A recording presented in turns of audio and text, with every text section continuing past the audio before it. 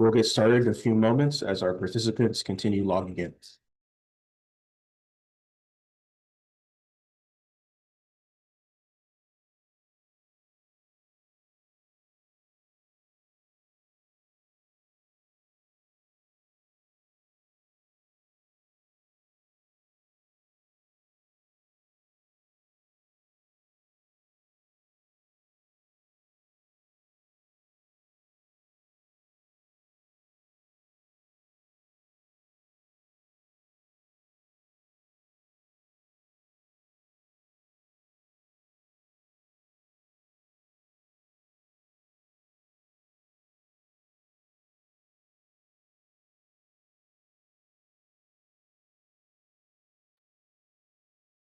Hello and welcome to today's Policy Connection, AI data centers, energy, infrastructure, and policy implications. My name is John Ukenya, and I'm the Senior Director of Policy and Strategic Initiatives at Sustainable Pittsburgh. As a reminder, this webinar will be recorded and these materials will be shared after today's program. Please submit any questions via the Q&A box and we'll answer at the end. Feel free to enter your name and organization into the chat so that everyone knows who's in attendance. As always, we strive to create a welcoming environment for all participants and encourage everyone to engage with respect and courtesy. Constructive discussions and diverse perspectives are valued, and we ask that all interactions remain professional and considerate. By participating in this webinar, you are helping to foster a positive experience where everyone can learn and contribute meaningfully. Next slide, please.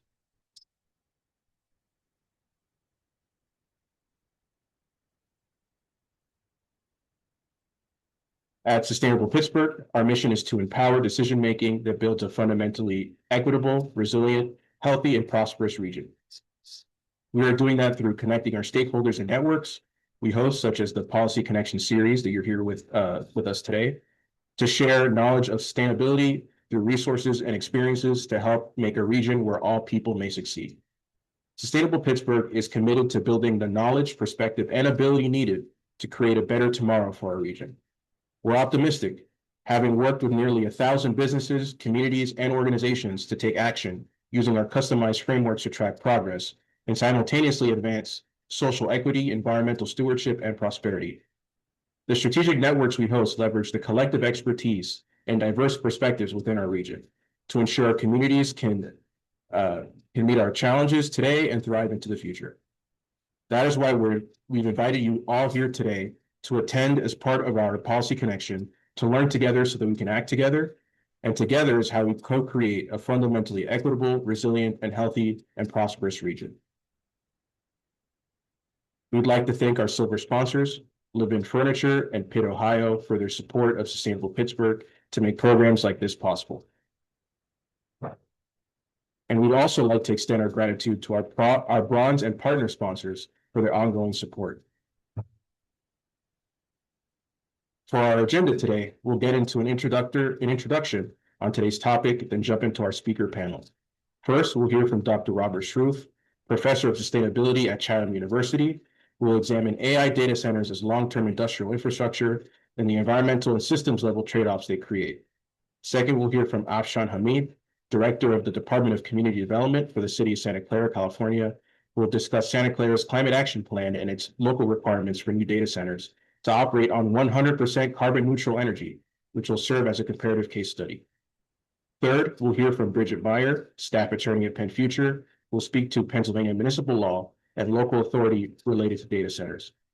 Fourth, we'll hear from Sean O'Leary, senior researcher at Ohio River Valley Institute, who will speak to the economic impacts of data center development. And lastly, we'll come back around for a Q&A session with all of our speakers. As a reminder, please use the Q&A box for any questions you may have. We're excited to have you all join us for today's discussion on AI data centers, energy infrastructure, and policy implications. Across the country, and increasingly here in southwestern Pennsylvania, AI data centers are moving from an abstract concept to real proposals, sites, and community conversations. They sit at the intersection of some of the most important issues facing our region today: energy demand, infrastructure capacity, economic development, and long-term environmental impact. These facilities are often described as part of a new digital and industrial backbone for the economy. AI and data infrastructure present opportunities for innovation, grid modernization, and new forms of economic diversification when thoughtfully planned. At the same time, there is an active discussion about what their arrival actually means on the ground. Particularly, conversations have emerged around the scale of permanent job creation compared to construction and trade employment, how much tax and broader economic benefits communities can expect, and how infrastructure investments can serve data centers and broader community needs. There are also real environmental and systems level questions. Data centers are large, continuous users of electricity, and in many cases, water. They raise important considerations around grid reliability, emissions profiles, cooling technologies, backup generation, and how today's siting and design choices can shape impacts and opportunities for decades to come. At Sustainable Pittsburgh, we approach moments like this with a practical, forward-looking lens. We aim to focus on how communities, policymakers, and institutions can understand trade-offs, anticipate the long-term implications, and make informed decisions that align with regional goals for economic vitality, environmental stewardship, and community well-being. Today's panel reflects that approach. We'll hear about what Pennsylvania law allows local governments to do when these projects come forward, how data centers are shaping regional economies and development strategies, and how other regions, such as Santa Clara, California, have approached the opportunities presented by clean energy, and how energy, water, and infrastructure systems intersect in ways that shape long-term outcomes. Our goal is to provide context to equip you with the questions, frameworks, and perspectives needed to engage thoughtfully in this rapidly evolving conversation. And with that, let's begin our conversation. It is my pleasure to introduce our first speaker, Dr. Shroof. Dr. Robert Shroof is a distinguished professor, speaker, and consultant focused on integrating sustainability into business and management systems. An award-winning educator, he ranks among the top 2% of scientists globally for scholarly impact in business, management, environmental science, and economics. Welcome, Dr. Shroof. Thank you, John. So to get started, the context of data centers. They're often framed as real estate or economic development projects, but in practice, they function as long-lived industrial infrastructure with significant implications for regional energy, water, and emissions systems. So I'm trying to start the conversation today by examining data centers through an integrated systems lens. I'll be highlighting grid reliability, carbon emissions, water use, waste, and institutional lock-in risks that shape the outcomes of our decisions for decades to come. So drawing on Southwestern Pennsylvania's industrial legacy, I will try to identify decision points that can steer AI infrastructure towards cleaner, more resilient pathways rather than repeating extractive patterns of the past. Now, when people hear AI data center, they often picture a tech building or server farm. In practice, these facilities behave much more like industrial infrastructure. They draw large amounts of electricity continuously. They require robust cooling and depend on long-term connections to energy, water, and transmission systems. Now, the water problem is going to come up over the course of today's information, and it's really an energy problem. A significant amount of heat is generated by the energy required to power the AI tools that people are increasingly using in their daily personal and professional lives. Now, this heat is required and released into data centers, which provide those AI tools and systems, the computation support, and storage space needed to function. Cooling down the data centers, which requires an enormous amount of water, similar to the amount used by tens of thousands of city dwellers, is important to consider. Because when you take a shower, that water can be reused. But when water is evaporated to cool down an AI data center, it's gone. So as lawmakers scramble to enact regulations and hold companies responsible for their energy and water use, it is important for us as individuals, as Pennsylvanians, and as society to better understand the real cost of this AI opportunity. Now, even before the current AI boom, data centers and water usage demand has been increasing. With baseline years of 2022, according to Google, its data centers used over 5 billion gallons, and that's with a B, of water. And that was a 20% increase over the year before that. Microsoft in that same year used 34% more water company-wide than it did the year before.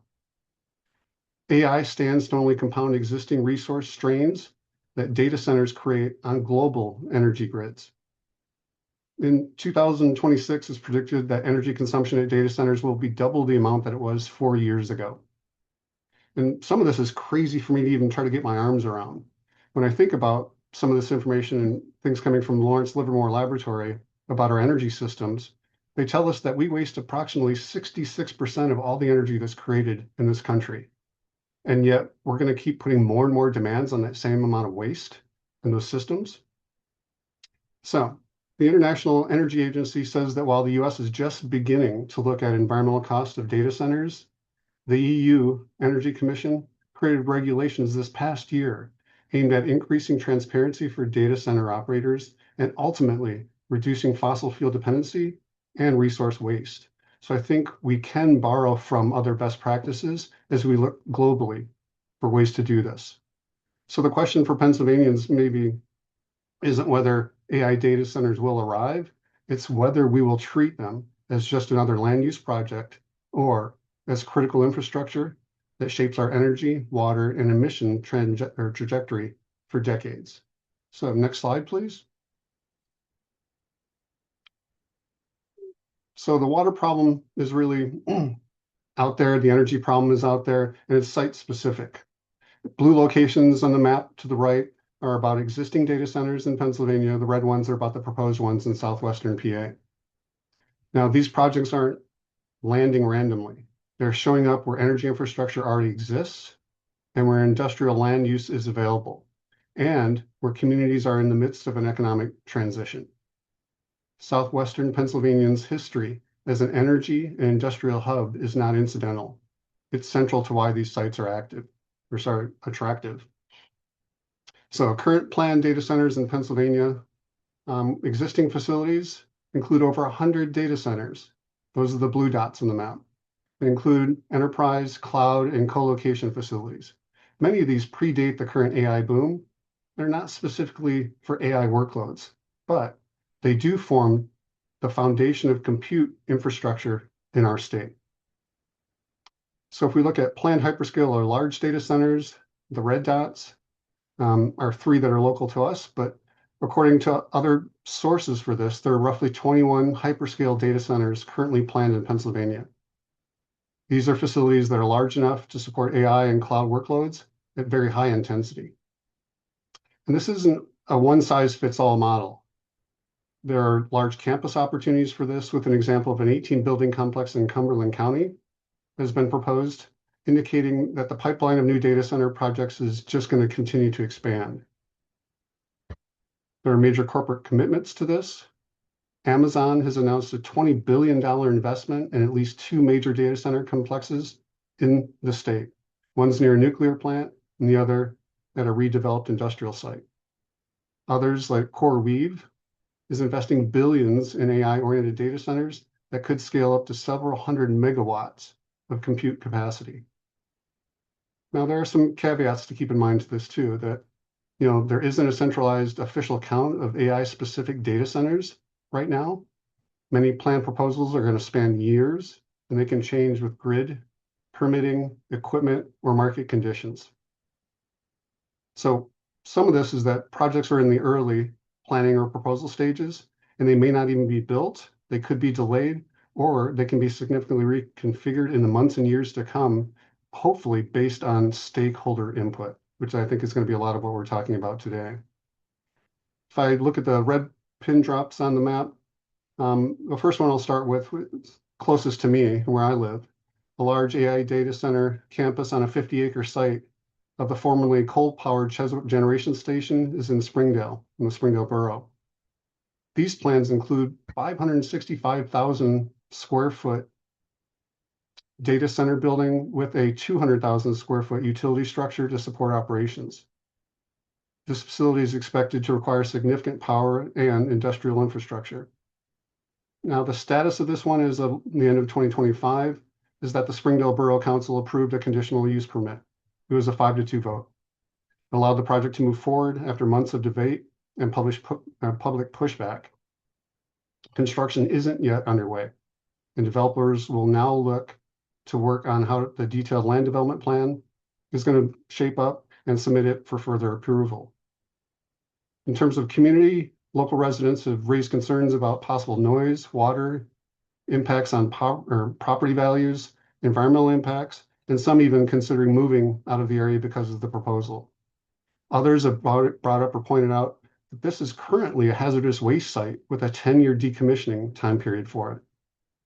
Council members expressed that legal constraints, including the risk of a lawsuit if they denied the permit, were influencing the approval decision. So for this site, it ends up being an example of a community trying to balance economic transition and local quality of life, with clear tensions between developer goals and neighborhood concerns. The next site is a former Homer City Generation Station, another coal plant conversion in Indiana County. As a coal power plant or plant that was dismantled in recent years, there's now a proposal to build a massive hyperscale data center campus supported by new generation infrastructure. Plans include a natural gas fueled power plant with up to 4.4 gigawatt capacity to deliver electricity both to support the data center and feed excess power into the grid. The status of this one as of last year is that construction activities are already reported as underway, including development of turbines and power infrastructure tied to the data center campus.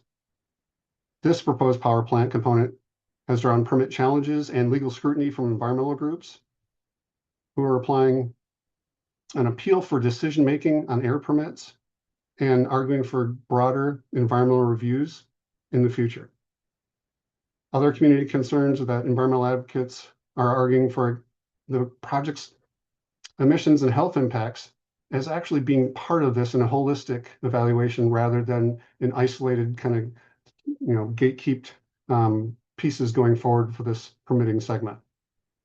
Now, unlike Springdale, Homer City is expected to tie new power generation designed to support large-scale data center loads, making it a little bit different and presenting just district energy system emission considerations, maybe more so than some other sites. Now, a third location on the map is a planned data center development site in Washington County, known as the Zediker Station. It has been announced with interest from commercial real estate and data center leasing firms. The site encompasses a large industrial tract of about 1,500 acres and is being marketed for data center campus development. Potential power generation by Insight Energy Resources, including natural gas technologies. Now, as of the end of last year, the announcement focused on a marketing position and the scale of the site rather than fully developed engineering or permitting details. Community concerns are maybe less so here because specific local community engagement or formal permit actions at this station have not been widely reported relative to other locations. So this site then represents something different, a broader expansion of data centers' interest in the region, where large parcels and energy access are being targeted for future hyperscale development. Next slide, please.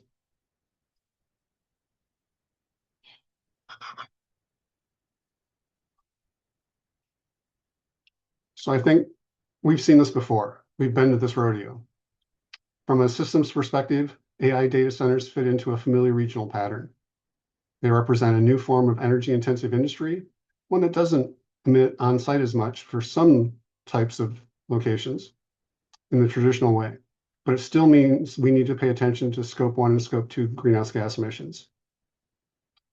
Yet these places still shape regional energy demand, infrastructure investment, and environmental outcomes.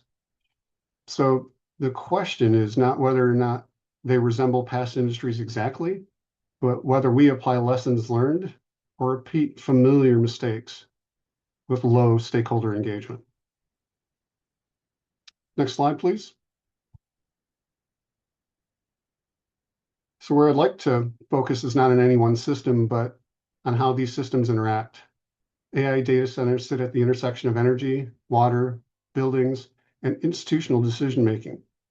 And decisions in one system are integrated with and connected to others. So this is where trade-offs, sequencing, and locking risks emerge that are dynamic and not simple to measure and understand. Next slide, please. So the realities for decision makers, the key issue isn't whether AI data centers are good or bad. It's that once communities approve the supporting infrastructure, those decisions shape energy, water, emissions outcomes, the economy in terms of jobs, and the environment and human health for decades. Understanding these long-term commitments is essential before we debate specific projects or policies. And if we go to the next slide, please.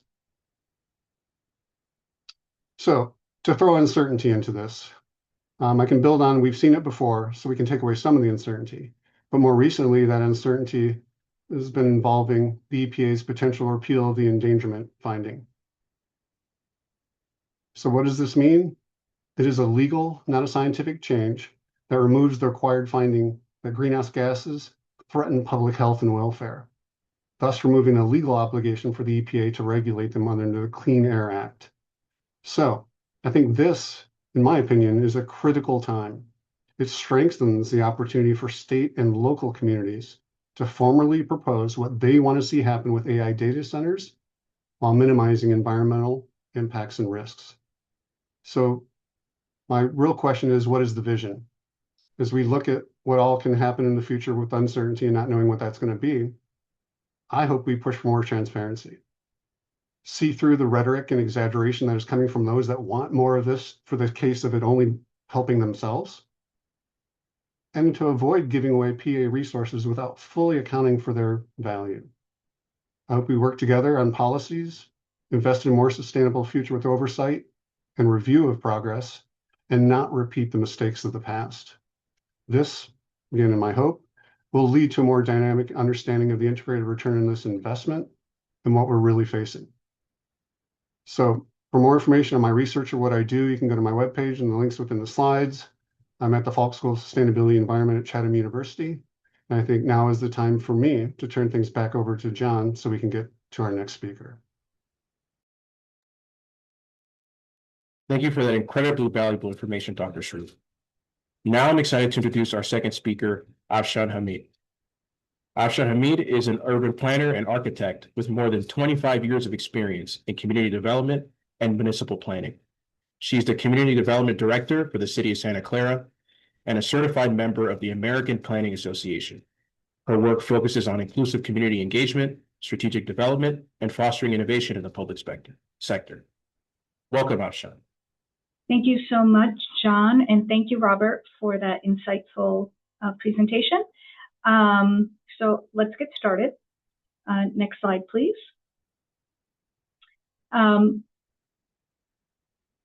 So Santa Clara is in Silicon Valley. We're located in Northern California.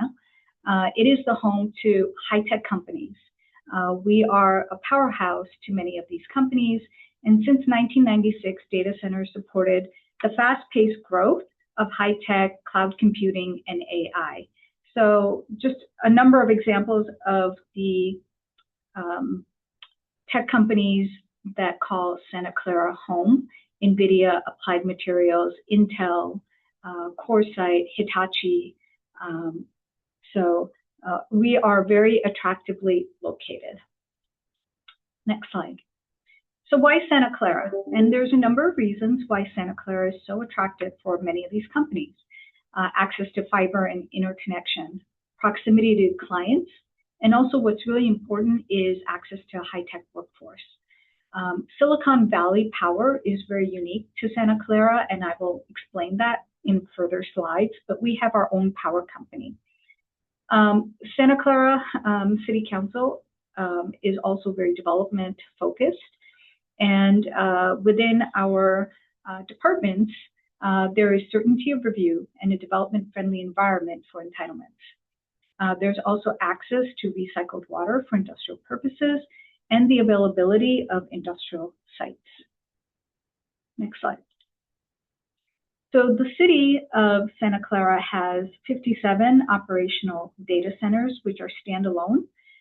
We have one in the pipeline and one currently entitled.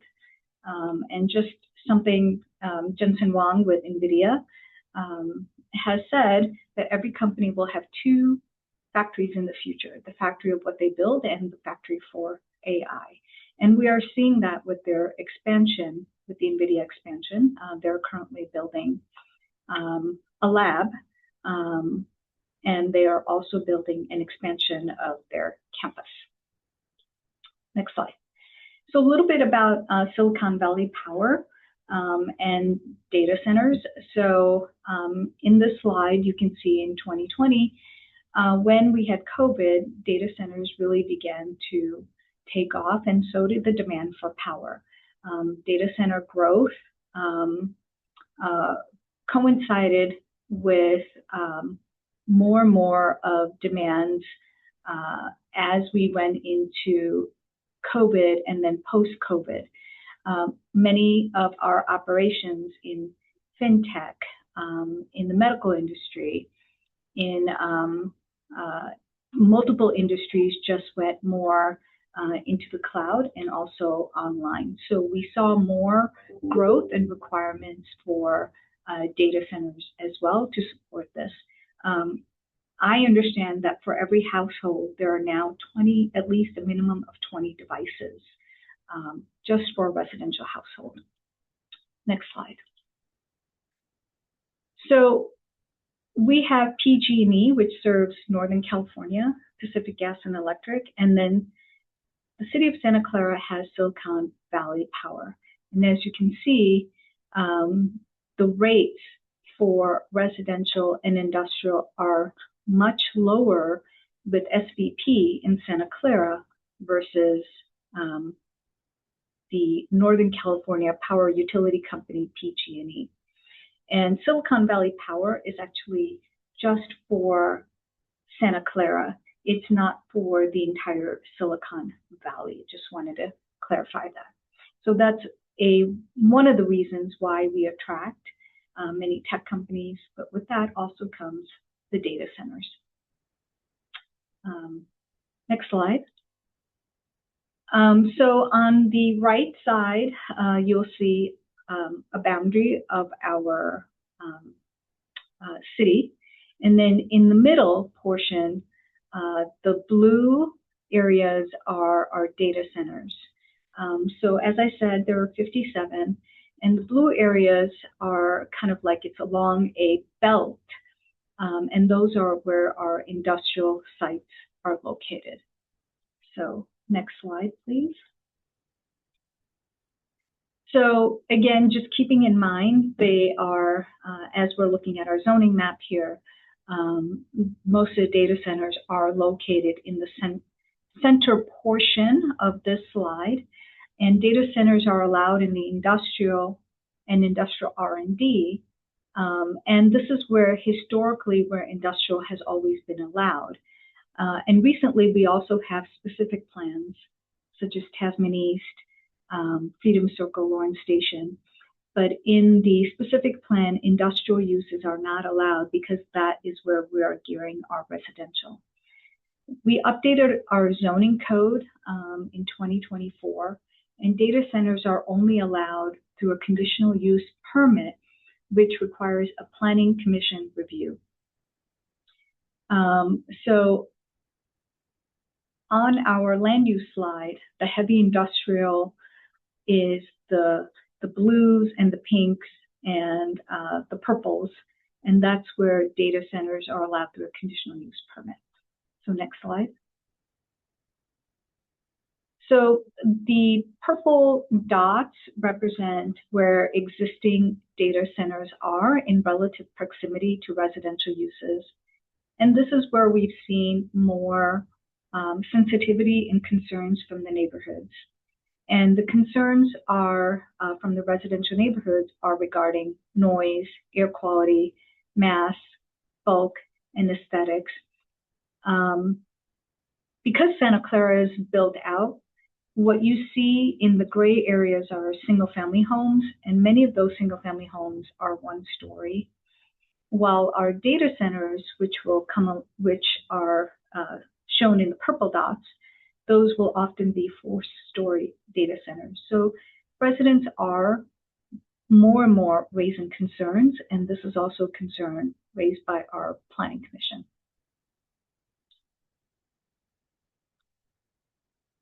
Next slide. So in the city of Santa Clara, data centers go through a conditional use process in industrial and office zoned areas. And also in California, what we have is an environmental review process through California Environmental Quality Act. So we have our own Quality Act, and it's called CEQA. And this is the process that we use when we have any significant development, and it evaluates a number of things, including noise, aesthetics, air quality, energy, water, traffic. And so typically, when we have a development proposal, we require CEQA prior to any entitlement review. And if there's mitigations that are identified, those have to be less than substantial before a project can be approved and brought to the Planning Commission. And if a project cannot be found less than significant, then findings are required that would require City Council review. Additionally, in California, when you have a data center that is 100 megawatts, it's required to be approved through the California Energy Commission, or CEC.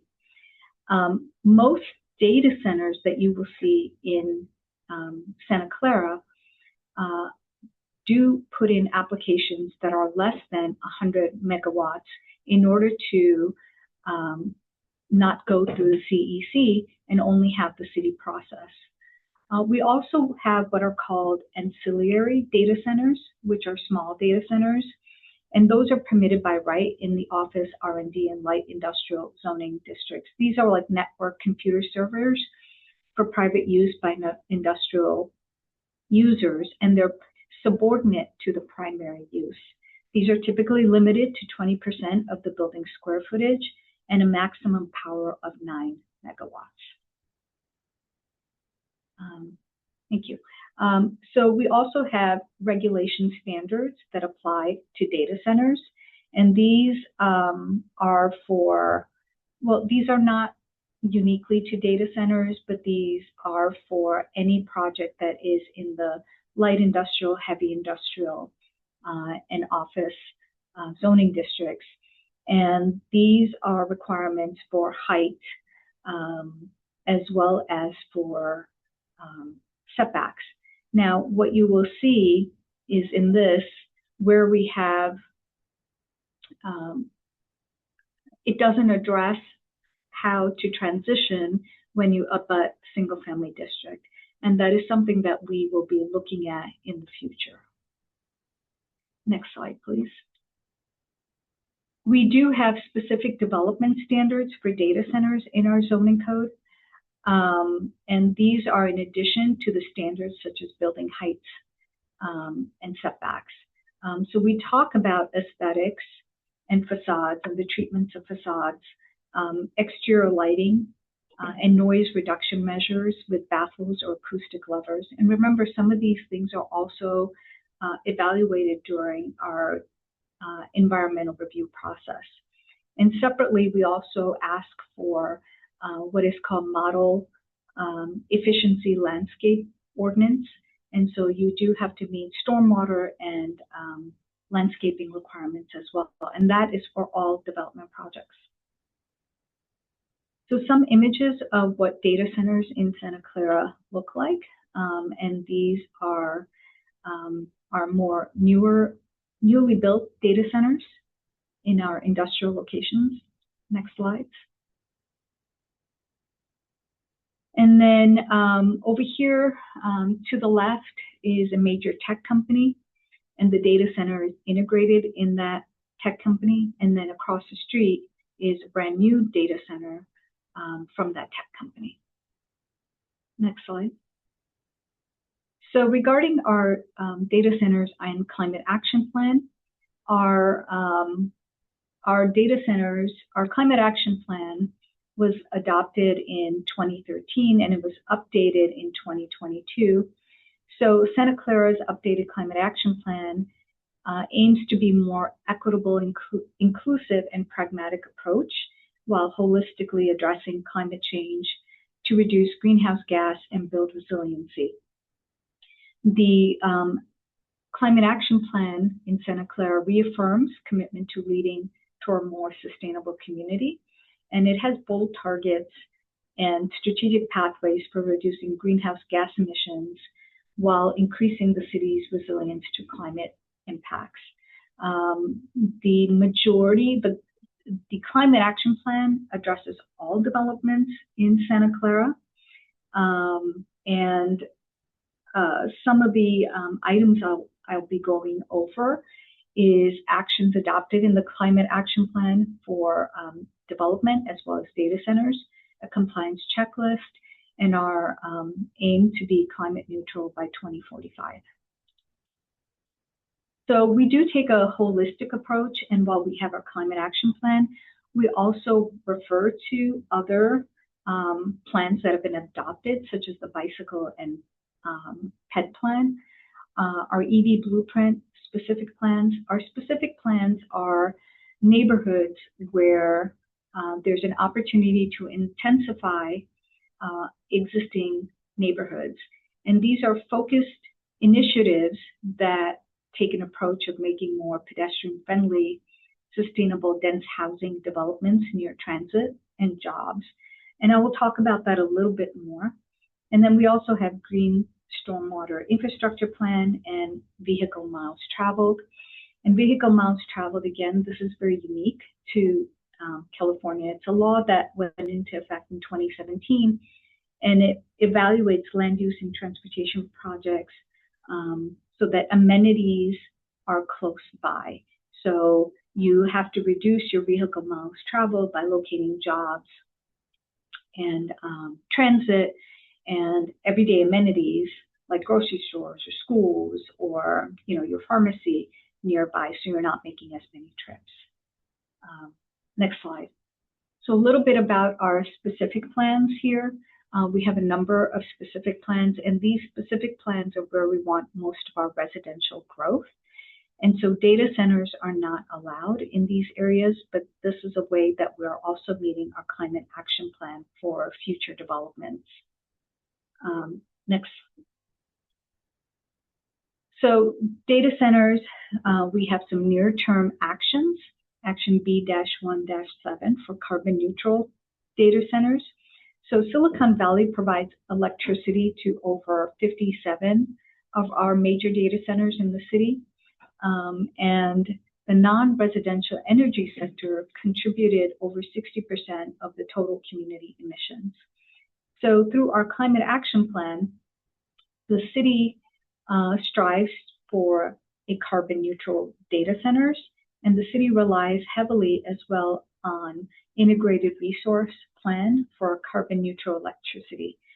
And what this means is that we will procure 70% carbon neutral electricity to all customers by 2030, with 60% renewable energy to meet our climate goals.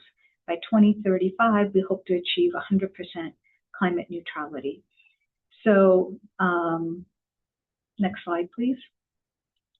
When we have a development that comes in, we ask that development to submit a checklist and to tell us how they're meeting our climate action.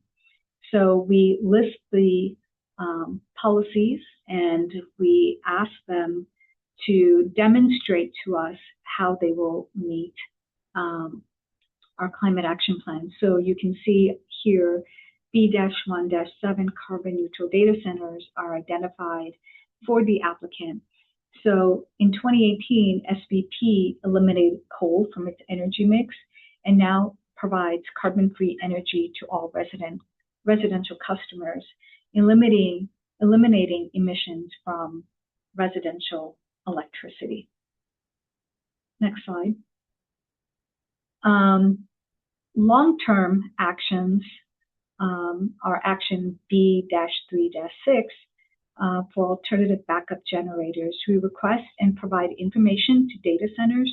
The current practice in the industry is that data centers use diesel as a backup So diesel is not the primary source, but it is tested periodically, and it has to be mitigated, and it also has to be analyzed through our CEQA, and the use is actually really limited to just for testing. And then there is action B-3-7, and this is an ongoing implementation item that we are building a dashboard for. So data centers and water, this is a topic that's come up as well in Santa Clara. And typically, these data centers use water historically, a high amount. However, we have put in ordinances so that data centers are required, and all developments are required to adhere to recycled water, and as well as the adoption of low water use for cooling systems. Next slide. We have a municipal code 13.15, which mandates the maximizing of recycled water. And then we have rules and regulations that mandates for any development the use of recycled water. And where we have existing industrial uses, we require a conversion when that project is updated, and we extend connections to recycled water systems. We are recycled water ready if not currently connected. And then we also try to minimize the use of water during construction use. Next slide. And finally, I do want to point out some of the benefits. Data centers contribute a significant amount to our general fund. In a recent year, they contributed almost $40 million per year. We also look at data centers to contribute to our affordable housing. In 2019, data centers paid almost $4 million towards our affordable housing. 3 data centers that are in the pipeline are anticipated to provide $1.75 million for affordable housing. So if you are thinking about affordable data centers, think about the economic benefits and the balance, and how you can also utilize that when you are thinking about balancing that with your energy needs and your development of your codes and sensitivity as well to your residential areas. And last slide. Thank you so much. Thank you very much, Afshan. Next, I'm excited to introduce our third speaker, Bridget Meyer. Bridget Meyer is a staff attorney in Penn Future's Pocono office, where her work focuses on land use, water quality, and watershed protection. Before joining Penn Future, she was an associate attorney at Siena Law in Chester Springs, Pennsylvania, specializing in municipal and land use law. Welcome, Bridget.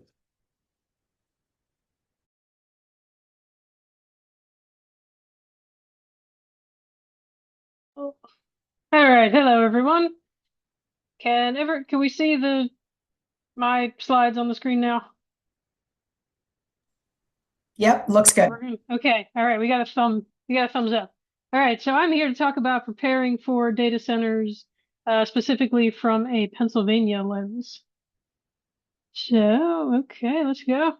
First question is why we need to prepare for data centers. So, of course, as we've learned from the previous presenters, that data centers do, in fact, provide a service that many of us are using. Everyone who uses the internet, either AI or otherwise, we're likely using what data centers are providing. And of course, if the data centers are appropriately sited and controlled, they provide benefits for municipalities such as jobs and tax revenue. And in Pennsylvania, specifically, however you feel about either of those first two things, it is in fact the law that every municipality make accommodation for data centers, at least on paper. And this is going to require us to get constitutional with this conversation. So here in Pennsylvania, we have kind of a little bit of a unique situation, and that our Constitution, like most, provides guarantees property owners the right to enjoy their property. that right can be reasonably limited by zoning ordinances, but ordinances can't be arbitrary or unreasonable. That's all pretty standard. However, in Pennsylvania specifically, our Supreme Court has held that any zoning ordinance that completely excludes any legitimate land use from a municipality is unreasonable and therefore unconstitutional. The word we use for this is exclusionary. So an ordinance that makes it so you can't build a particular land use in a municipality is called an exclusionary ordinance. If there is an exclusionary ordinance, a landowner or developer can bring a challenge to that ordinance through a legal action. That there's two slightly different versions called a substantive validity challenge or a curative amendment challenge. They're essentially the same, couple different, slightly different wrinkles.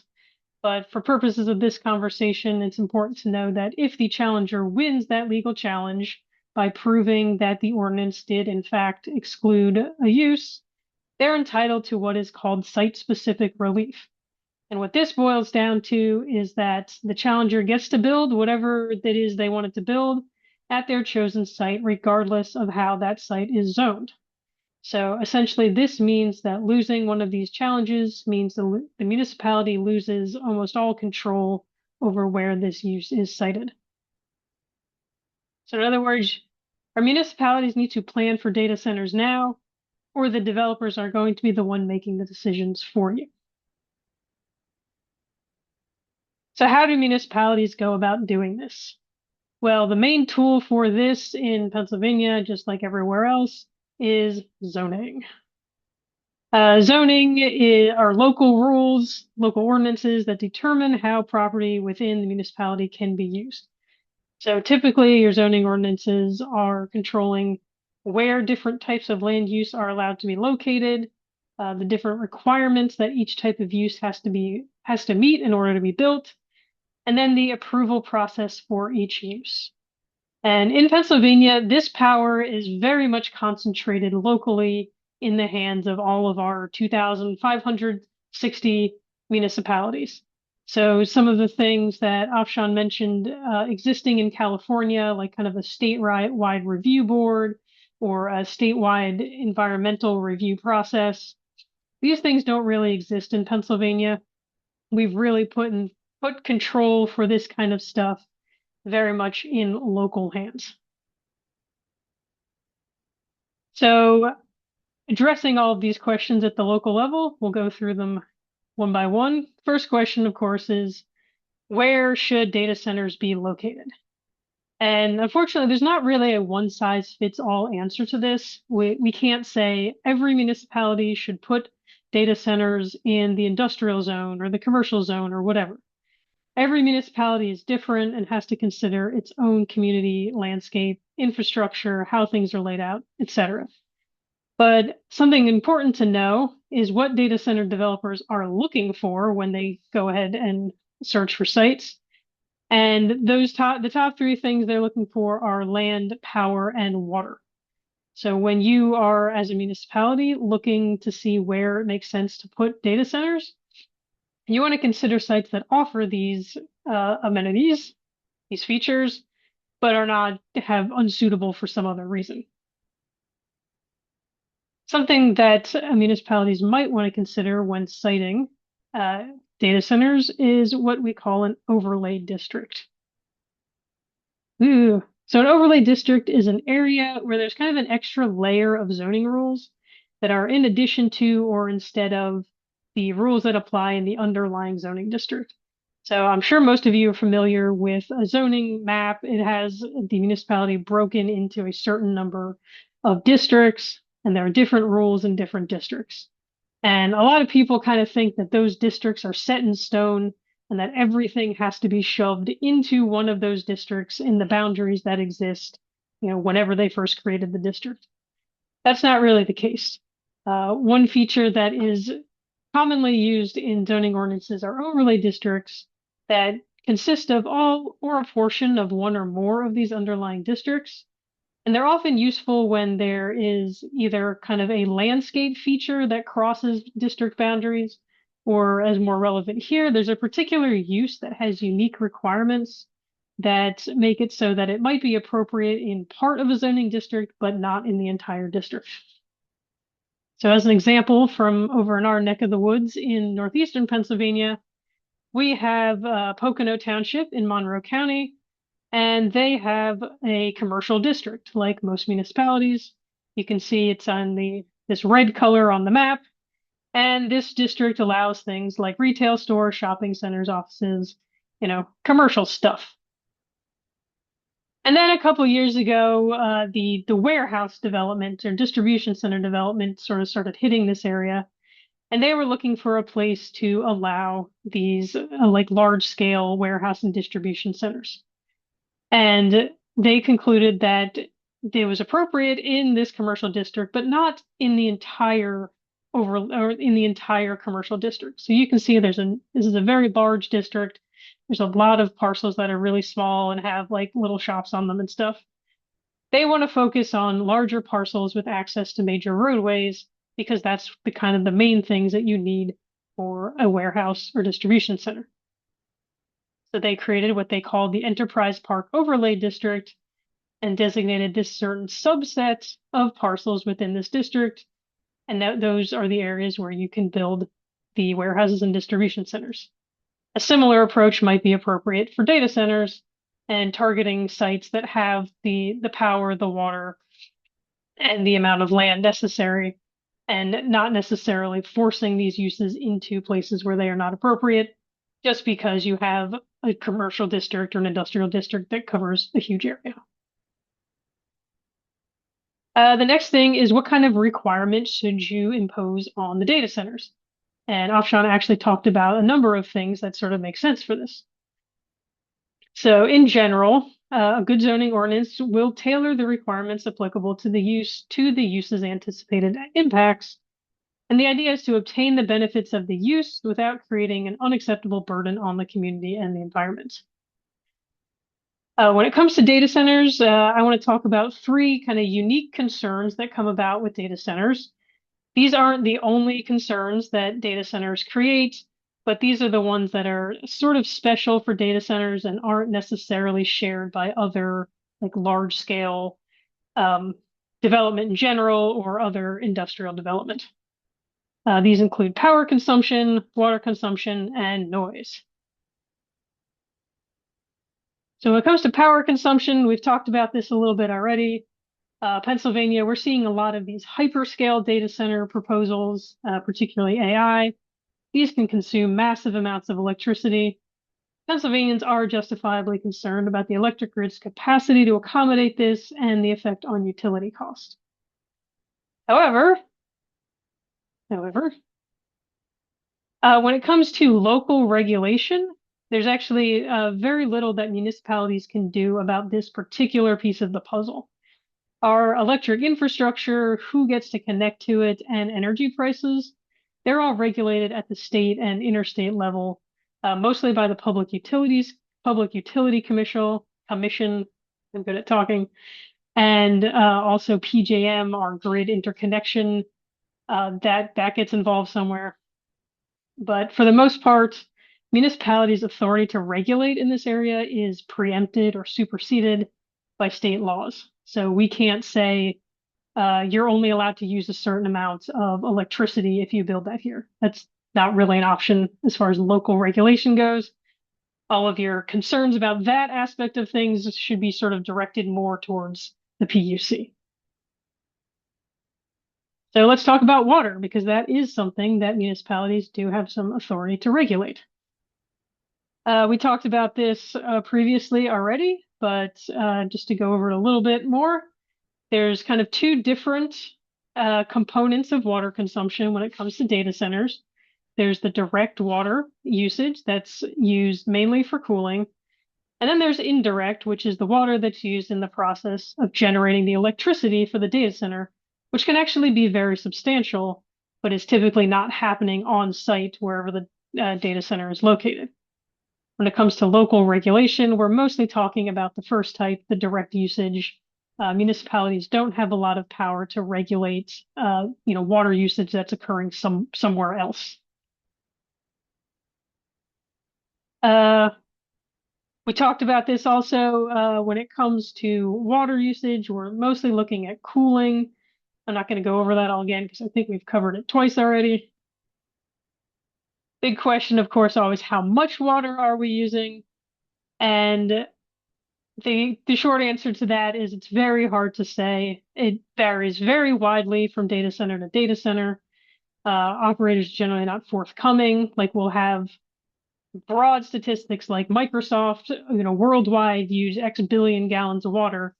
When you're looking at municipal regulation, you kind of want to know how much is this particular data center going to use. This is very hard to predict, but we do have some statistics. Virginia did a study in 2024, found that facilities there ranged from 500,000 gallons per year to more than 243 million gallons per year. And then water consumption for other locations has been reported at over 1 million gallons per day. So when it comes to regulation of water usage, there's kind of two ways that this can happen. You might have a data center that is looking to connect to a public water supply. So if that's the case, municipal regulation is pretty easy. You generally just require a letter, usually called a will serve letter, from the public water supply saying, we have enough water and we will supply this use. At that point, the responsibility for making sure there is enough water generally falls on the public water supplier.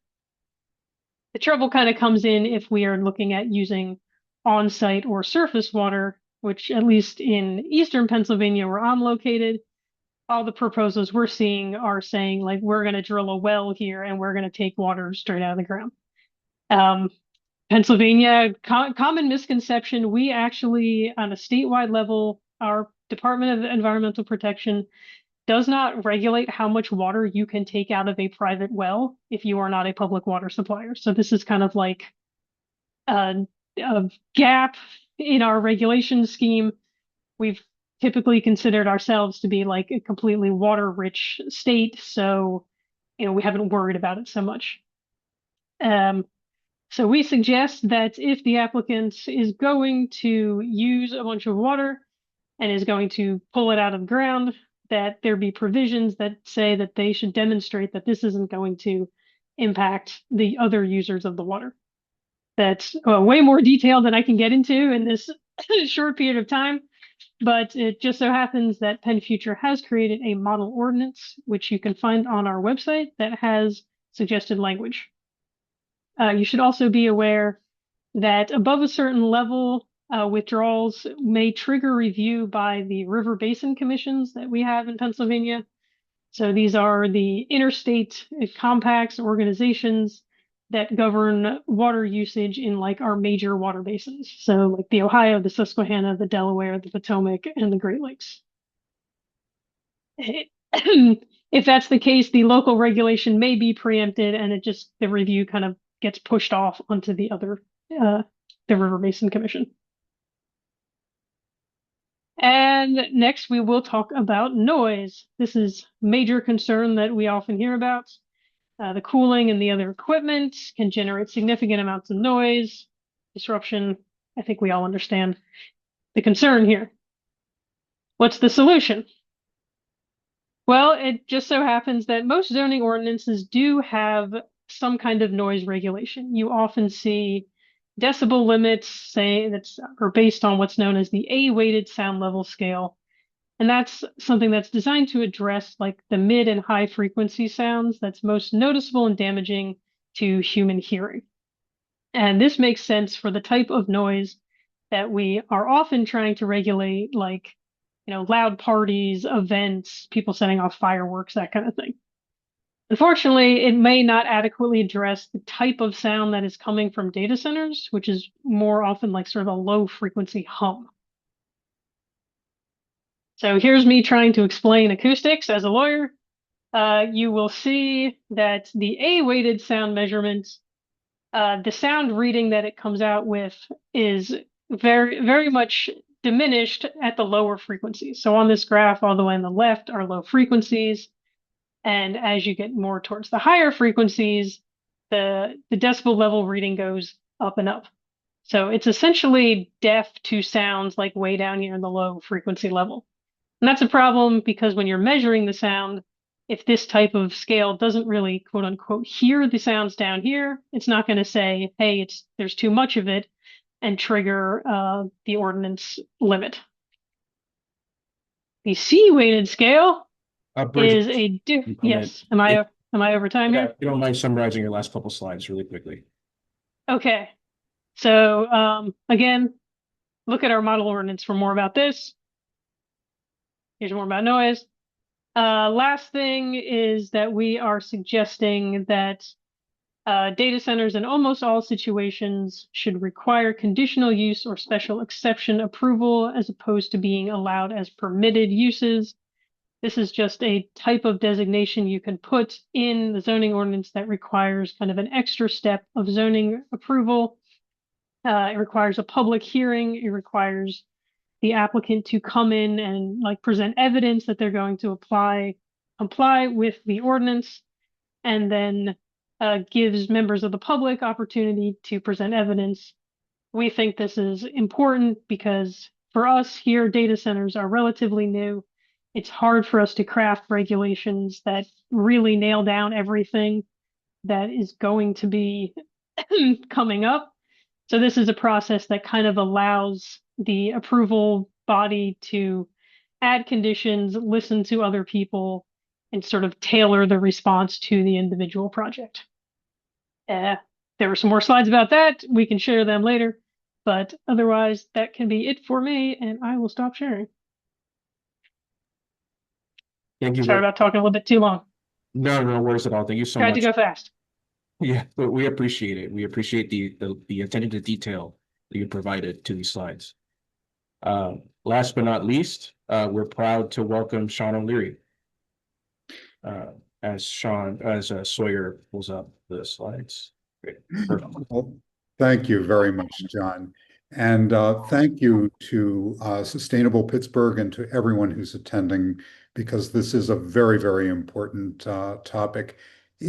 I'm going to talk a little bit about natural gas and our economic future. And the reason I go to natural gas, and if we could go to the next slide, it's because natural gas sits at the top of the value chain that most recently ends in data centers.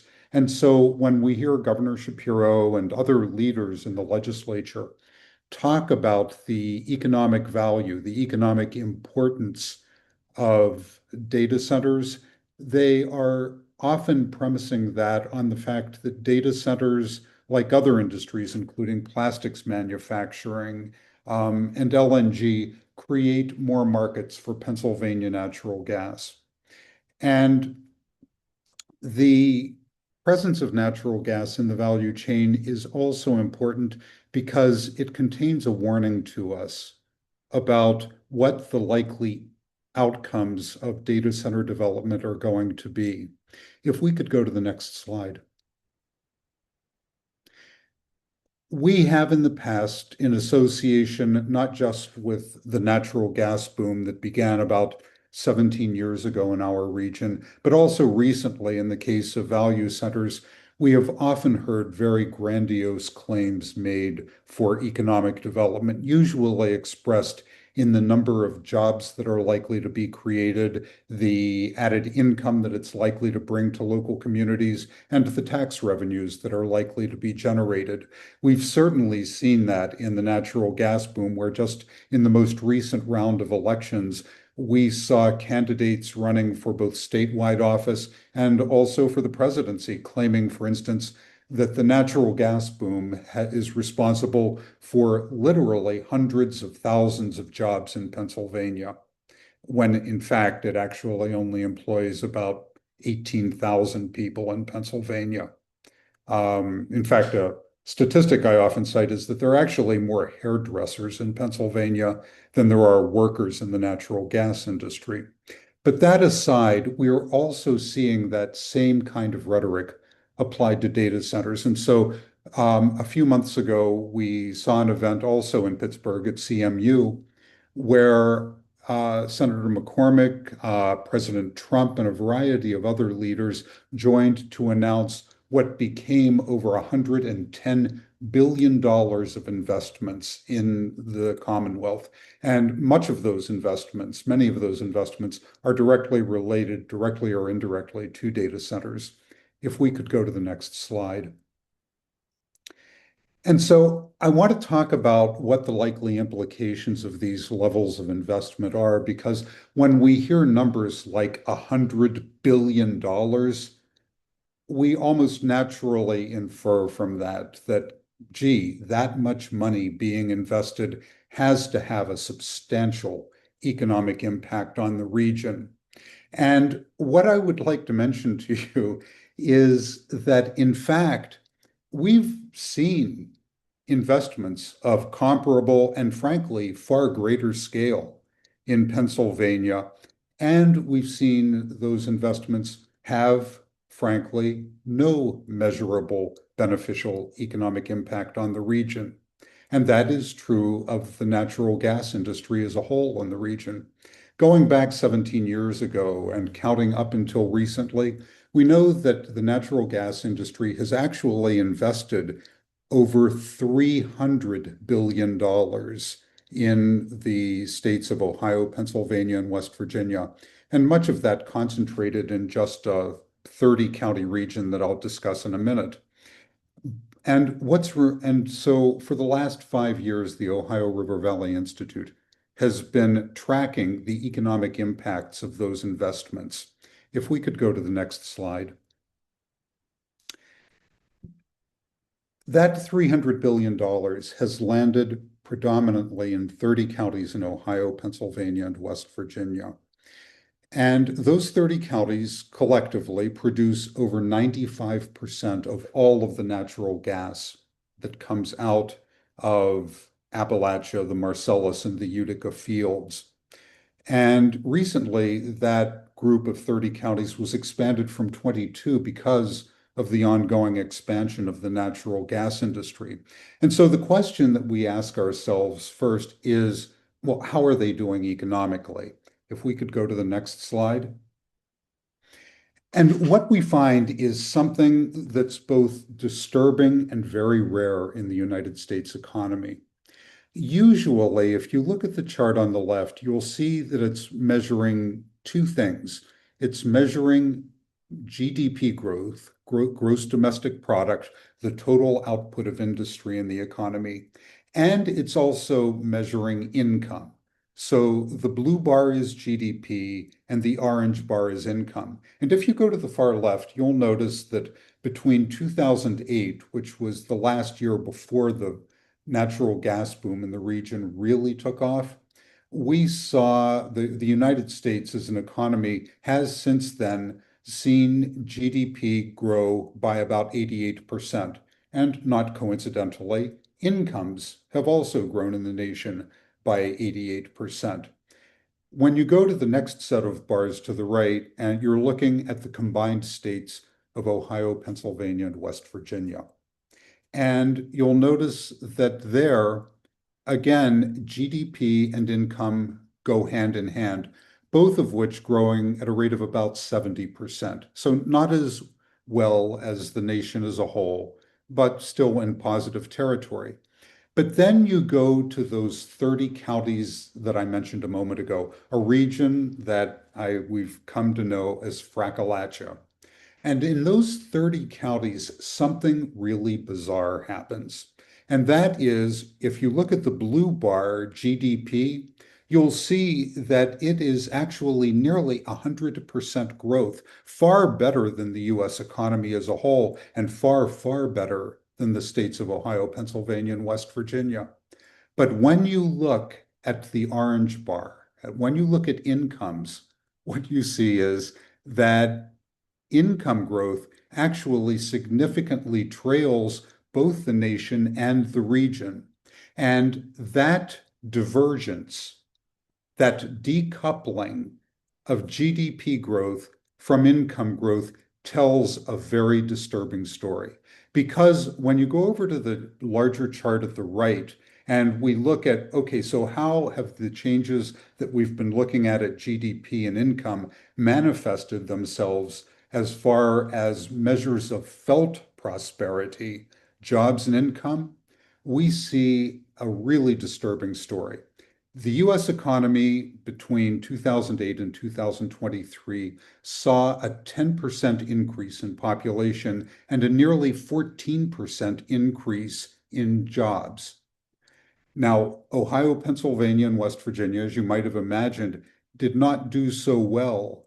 But what we see in those 30 Frackalachan counties, those 30 counties that were the primary recipients of over $300 billion of investment, they actually suffered from net job losses and net population losses.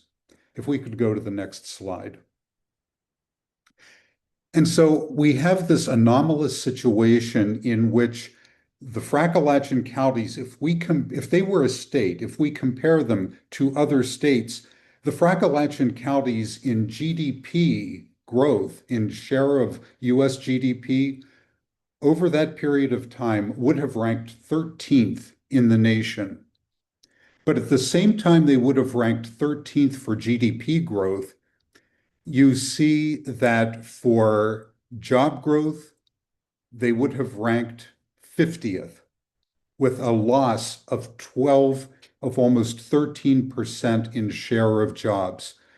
They would have ranked 46th for income change, and they would have ranked dead last for population change. And that is a real rarity in the economy as a whole. If we could go to the next slide.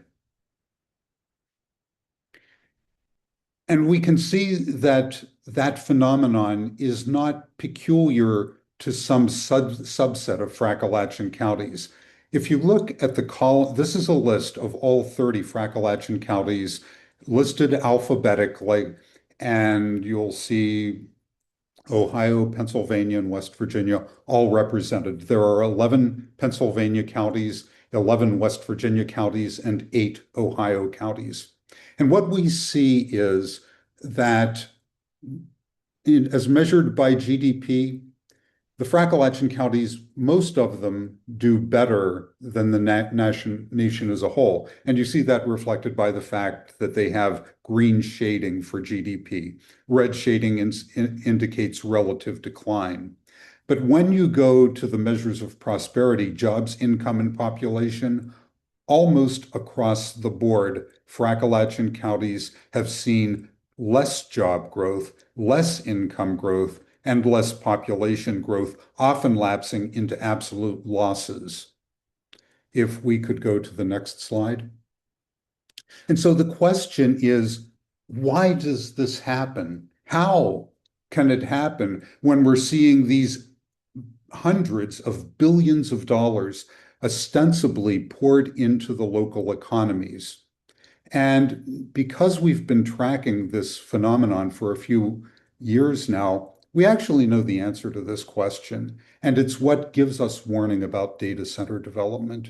The reason is that this happens is because the natural gas industry of virtually all of the sectors in the US economy is the most capital intensive, meaning that it requires a great deal of capital, a great deal of money to mount and conduct, and it's very non-labor intensive. It employs remarkably few people. In the US economy as a whole, between 50 and 60% of all of the revenue that companies collect from the sale of goods and services is spent by those companies to pay for labor.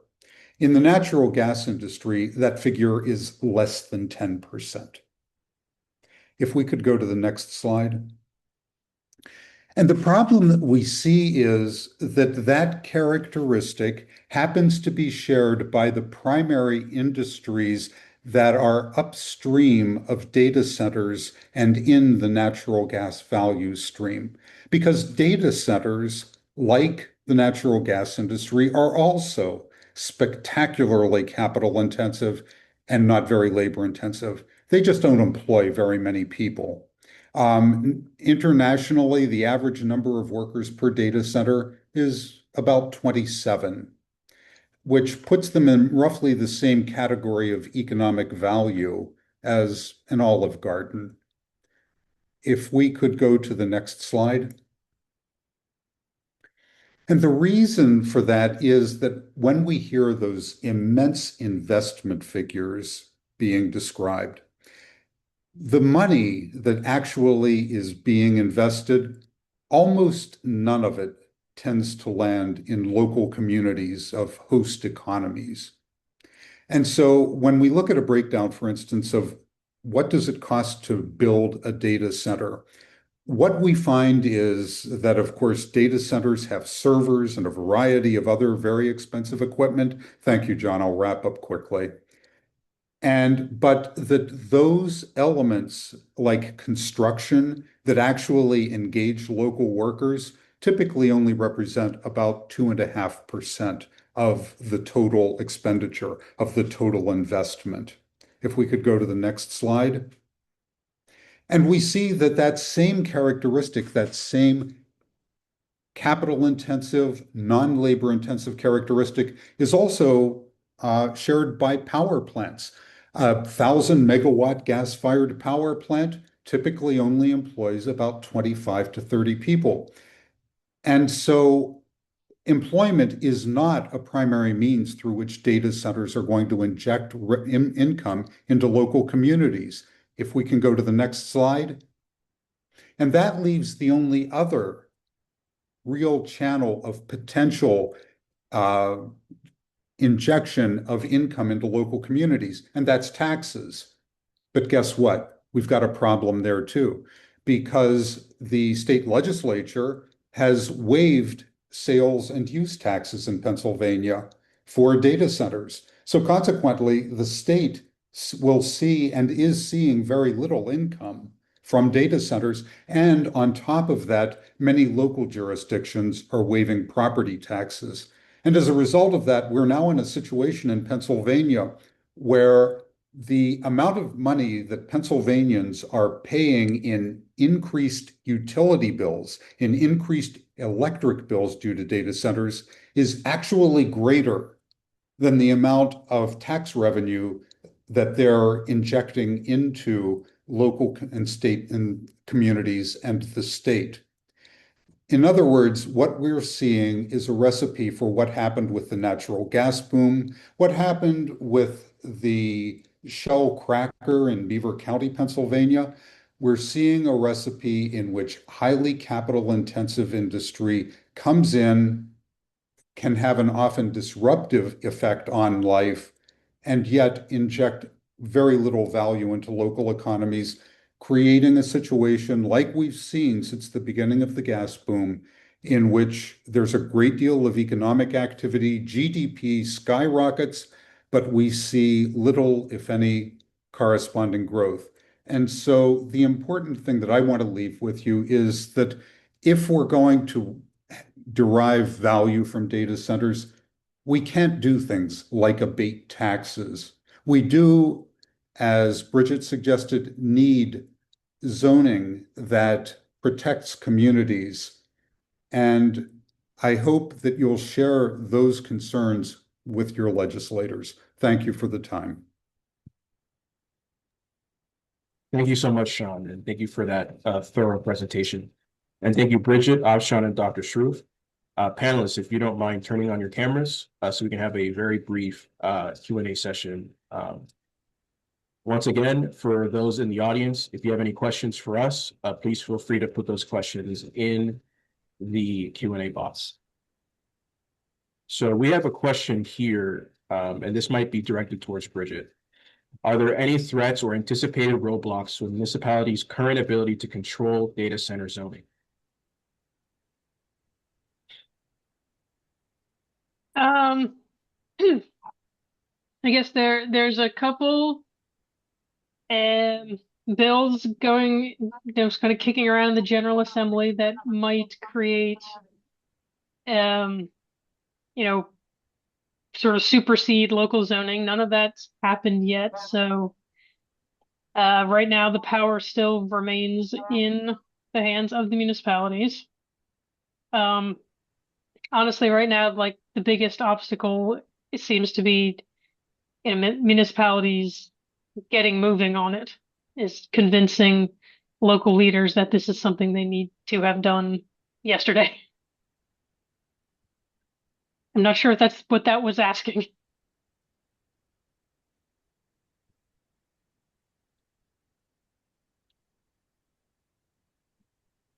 And now there's just an awkward silence. I don't know what happened. No. No, we can hear you. We can hear you. Everything's fine. Okay. Yeah. Yeah, thank you for that answer. And I was just mentioning that the asker can ask a follow-up question if they feel free to do so. We have another question here. This is from an individual. They're saying, I'm curious to understand how the energy generation tied to data centers is making it through the PJM permitting queue, which was notoriously backed up over the past few years, particularly for renewable grid scale projects.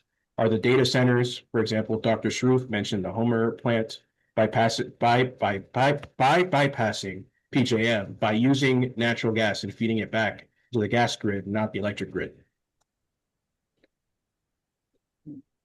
Well, I can kick in.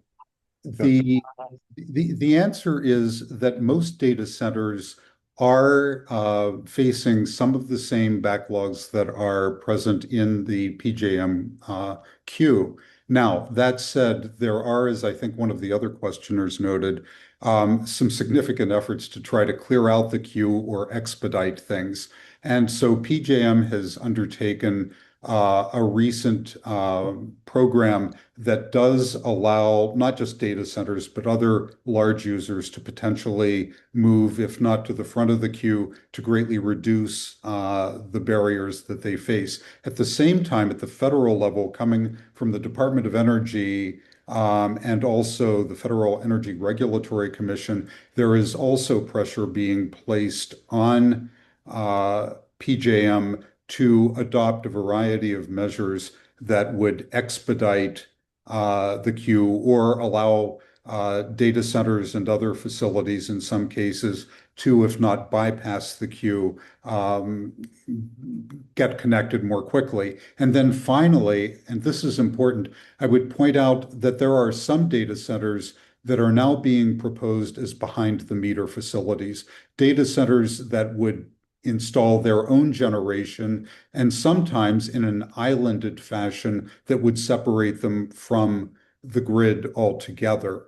That's not a majority, and in fact, it's not very many at this point, but given the ongoing pressure, it's becoming a phenomenon that's more frequently discussed. And in fact, in West Virginia, a very large data center, even larger than Homer City, was just announced. And they say their plan is to be an entirely behind the meter facility. All right, thank you. We have another question here. How can zoning laws be modified so that the integration of data centers and daily living are more harmonious? This person has read that parts of Europe use heat from the data centers to heat people's homes. Is this a valid and healthy way to move forward with this technology? I'll try to jump in on this one and say yes. And we should look for best practices in other parts of the globe. So if we know what's being done, it kind of answers some part of your question already. It's valid. To what extent is it healthy? Depends on a number of other factors, when we get into the details of that.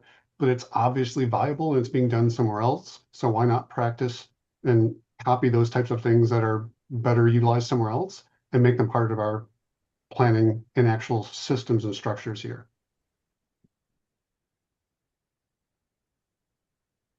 We have a question/comment. Does any of the panelists have any knowledge on what's happening adjacent to the Blackwater Falls State Park in West Virginia with the Thomas Davis Data Center? It's a little bit outside of our scope, but perhaps somebody here knows. I'm speaking as a native West Virginian.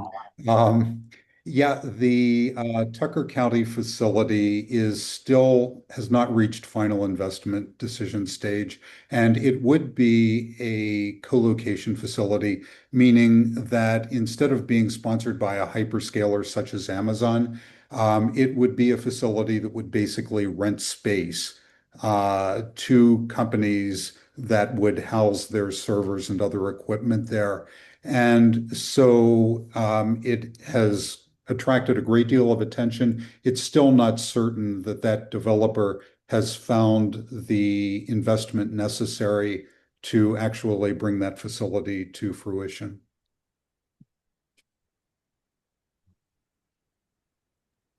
Thank you so much. So we have another question. How and to what extent are these conversations impacted by the January 16th, 2026 National Energy Dominance Council Agreement with Mid-Atlantic governors, including Shapiro, to build $15 billion of reliable baseload generation, including requiring data centers to pay for new generation on their behalf? Oh, may I? The devil will be in the details. The questioner used a phrase, pay for their own power. One of the problems with data centers, and one of the reasons we've seen utility bills skyrocket in Pennsylvania, is because of data centers. However, it's not because data centers are actually, at the moment, using a great deal of power. In fact, Pennsylvania's consumption of electricity is lower now than it was 20 years ago. The reason that we're seeing skyrocketing bills is because of something Robert mentioned in his earlier presentation, which has to do with transmission and other infrastructure that's required to support them. And unfortunately, because data centers are by and large not online as customers, those costs right now are being shifted to existing ratepayers. And that is principally why the bills that the utility bills we're paying are going up. And so the phrase that, data centers will pay for the energy they use, well, they may, but the problem is a substantial part of our electric bills, more than half, is not energy, it's infrastructure. And right now, it's not clear that the agreement that was cited by the questioner is going to actually address that specific problem. And so we're going to have to wait for the details of it to find out whether the phrase pay for their own power, in fact, is applicable only to energy, only to the electricity they use, or does it also apply to transmission, distribution, and capacity, which are separate sources of revenue need? Thank you. This is a question for Afshan. What's the mechanism that has the data centers contributing to affordable housing? I know you touched upon that briefly, but maybe you want to expand upon that.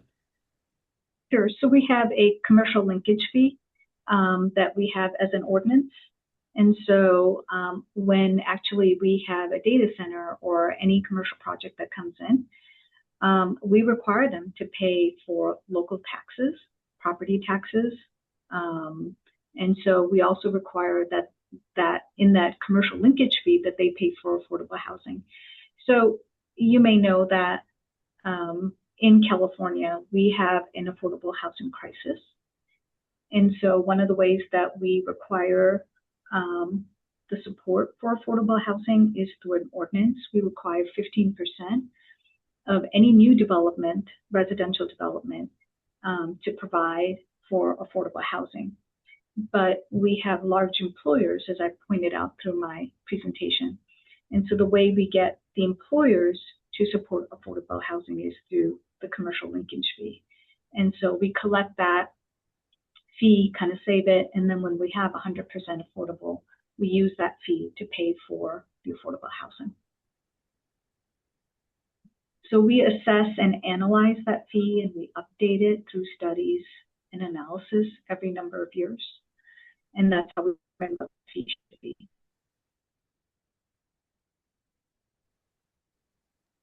Thank you. Just parsing through these questions really quickly. So maybe Bridget and maybe Afshan, you can maybe answer this. what has been done around non-compliance, especially when entities have been like less than forthcoming? What do fines look like? What do reprimands look like for those entities? You know, for the sake of accountability, for the residents as well. So for the city of Santa Clara, because it's a conditional use permit, if there is non-compliance, we can enforce it. And so if there's something that's non-compliant, we can also modify their conditions or revoke it. But we haven't really seen any of the data centers do non-compliance. We do have very strict standards. Not only do we have conditional use permits, but like I said, we have a California Environmental Quality Act, and in there we have mitigations and requirements. So they are required at the time of permits to demonstrate to us how they're meeting those mitigations prior to getting a building permit. And then during the building permit, prior to getting a certificate of occupancy, they need to basically demonstrate and show us how they're meeting all the requirements, not only in the CEQA, but as well as the conditional use permit. Thank you. And we'll have one final question. For individuals in the audience that are more so residents, how can they get more involved in, just as residents of PA, to engage their legislators or their local councils around data center growth and making sure it's environmentally sound and safe for their local neighborhoods? I think a good first step is to find out if your municipality has any ordinances addressing data centers, and if not, to encourage them to adopt one as soon as possible, or else they are subject to the validity challenge that we talked about, which means, you know, they're going to lose control and things are going to possibly get ugly. So like the first step is do something. Yeah. And like I mentioned, we have a model ordinance that, you know, has a lot of recommended provisions, but honestly, if you don't have anything on the books, almost anything is better than nothing. So approach your local governing body, your borough council, your board of supervisors, board of commissioners, and say, hey, you know, this is happening all over the state, all over the country. Don't wait until there's a data center at our door. We need to get something adopted now. And John, I would add to what Bridget just said, that people should also look at their local electric utilities. Because as I mentioned a moment ago, a lot of data center costs right now are being shifted onto residential and other commercial users. And in many cases, it's because utilities often lack a special rate or a special tariff for data centers that might otherwise require them to pick up those capital costs that I mentioned in addition to their generating costs. And right now, the Pennsylvania Public Service or Public Utility Commission, excuse me, is in the process of coming up with model legislation or model tariff in that regard. And so I would encourage anybody, if you're concerned about local utility bills and rates, to also focus not just on your municipal or county government, but also focus on your local electric utility. Yeah, I always say show up to public meetings, sign up for public comment, just ask a question. Ask what's happening if it's on the radar, because if you're not asking, they may not be aware of the need for this. And then the other is to always reach out to all of your elected officials, local, state, and federal level, then tell them that you're concerned about this. And Afshan, you also put in the chat to look at recent ULI and APA zoning on data centers for zoning regulations. Yeah, each community is going to be unique. You know, Santa Clara is very different from the data centers that I've seen come up in the suburbs of Chicago versus what I'm learning here about Pennsylvania. So I think you have to look at how data centers affect your community and your municipality, and look at how to write your zoning laws for those, especially for the sensitive uses near data centers or industrial uses. Yeah, absolutely. Thank you. Next slide, please. These are some upcoming events that we have. On March 27th, there's going to be a PA Data Center and Energy Innovation Summit. And our next Policy Connection will be May 5th. And if you want to follow up on any of our events at Sustainable Pittsburgh, you can go to our website, sustainablepittsburgh.org/events. Thank you all for joining us. If you have any questions for me, or if you have any follow-up questions you want to share with the panelists, you can email me here. My email is on the screen, and I'll forward those questions as well. If you have any questions for Sustainable Pittsburgh, same principle applies. But thank you all for joining us. We'll be circulating some resources that we've shared today. And please feel free to reach out to us for any questions, to hear more about opportunities to advance sustainability within your municipalities and organizations. Thank you all.